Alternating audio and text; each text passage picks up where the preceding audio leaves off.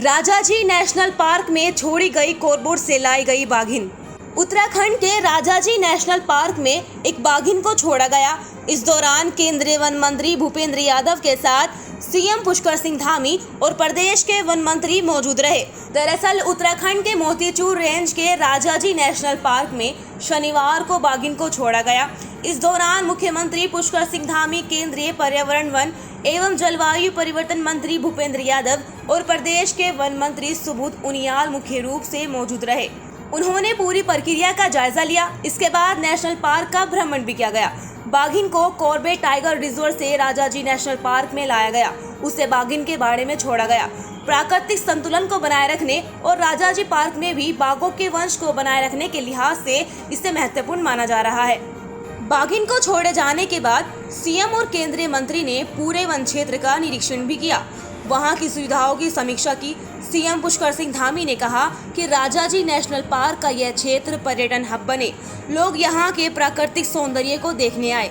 इस दिशा में प्रयास किए जा रहे हैं। अवसर है मोतीचूर के लिए, राजाजी के लिए बहुत कॉर्बेट से लाई, क्या कहेंगे? देखिए, ये मोतीचूर राजाजी नेशनल पार्क हमारा देहरादून, हरिद्वार, पौड़ी जनपद और इस पूरे क्षेत्र में ऋषिकेश जो एक हमारा पर्यटन का बड़ा हब है, लोगों का बड़ी संख्या में आना जाना रहता है। उस क्षेत्र में भी पर्यटन बढ़े और लोग यहाँ भी इसको देखने आए, इस प्राकृतिक सौंदर्य को देखने आए। इस उद्देश्य से आज यहाँ पर मादा टाइगर को यहाँ पर आज छोड़ा जा रहा है।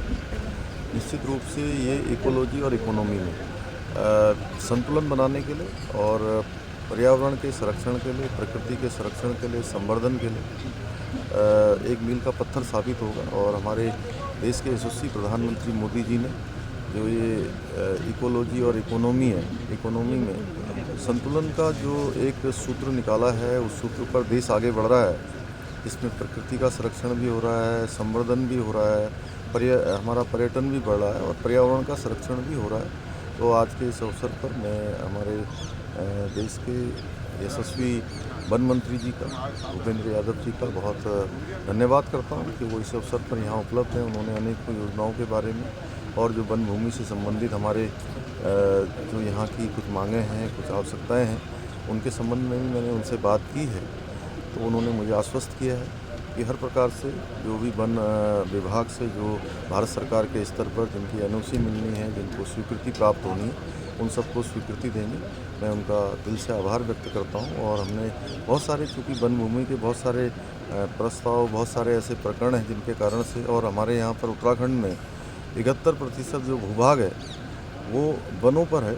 उसके कारण से कई बार जो हमें नए डेवलपमेंट करने के लिए और नई आवश्यकताओं के लिए जो भूमि की आवश्यकता होती है वो मिलने में थोड़ा दिक्कत होती है। उसके निराकरण के लिए मैंने उससे अनुरोध किया है। सर, समय के साथ साथ जिस तरह एक और आबादी बढ़ रही है और वन्य जीव संरक्षण भी जो है अपने आप में जो है धीरे धीरे वन्य जीवों की संख्या भी बढ़ रही है, लेकिन एक मैन एनिमल कॉन्फ्लिक्ट की भी समस्या बीच में आ रही है।